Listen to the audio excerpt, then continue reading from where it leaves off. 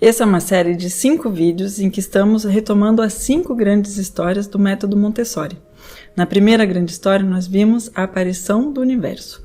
A segunda grande história, vimos a aparição da vida na Terra.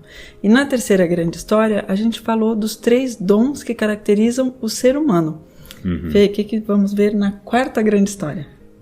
A partir dessas 3 grandes histórias, a gente tem a possibilidade agora de entrar na história da comunicação por sinais. Então, a história da linguagem no ser humano, que inclusive a gente sabe que é uma das nossas tendências humanas. A tendência a comunicar. A se comunicar. Então a gente estamos lá com todas as crianças, provavelmente na 4ª semana de aula, numa sala Montessori, né, para crianças de 6 a 12 anos, a gente coloca todo mundo junto e a gente começa a contar uma história. E nessa história a gente se pergunta, né, os humanos, o que eles faziam para se comunicar logo no início? E num determinado momento a gente pode citar civilizações. Então a gente fala, por exemplo, dos egípcios. A gente pode usar uma ficha como essa, um cartaz como esse, onde a gente mostra os hieróglifos. E é interessante essa abordagem de que o ser humano ele precisava se comunicar para interagir, para avisar de alguma coisa.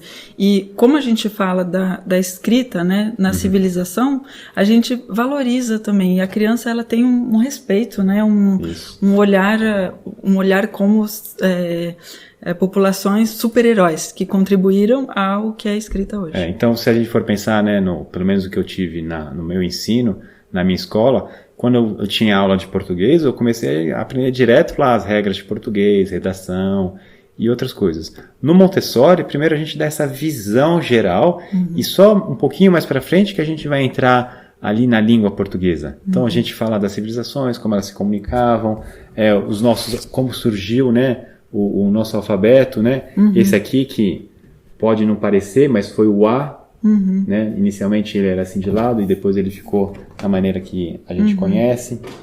Então, os fenícios, os babilônios, todos os alfabetos que a gente teve ao longo da nossa história, até chegar, esse aqui é o latim,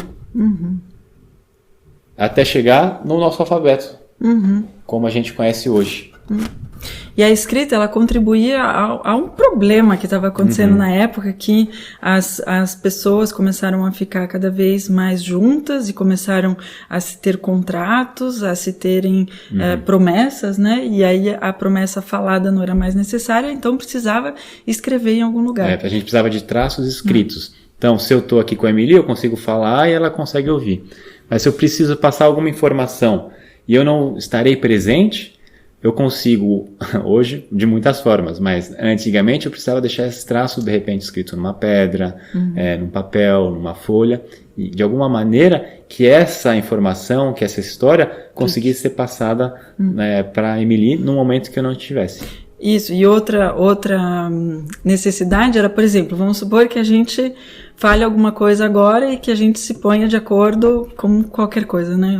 Não sei, estou pensando numa situação em particular. E aí, daqui a uma semana, o Felipe muda de ideia. E aí fala, não foi o que eu disse. Aí fala, sim, estava escrito.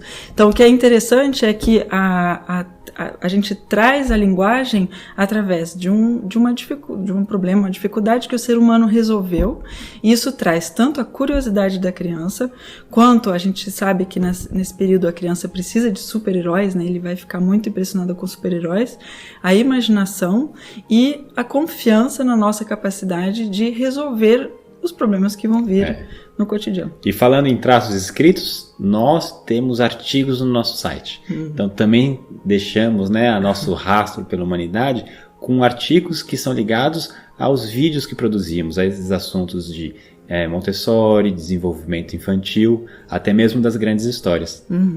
E todos os links estão na descrição, abaixo do vídeo. E isso, esperamos que você goste do nosso conteúdo. Eu me chamo Emily, eu sou mãe, sou coach especializada em PNL e professora certificada pela Associação Montessori Internacional. Me chamo Felipe, sou pai, cientista e professor certificado pela Associação Montessori Internacional e estamos aqui para ajudar você a viver melhor com as crianças.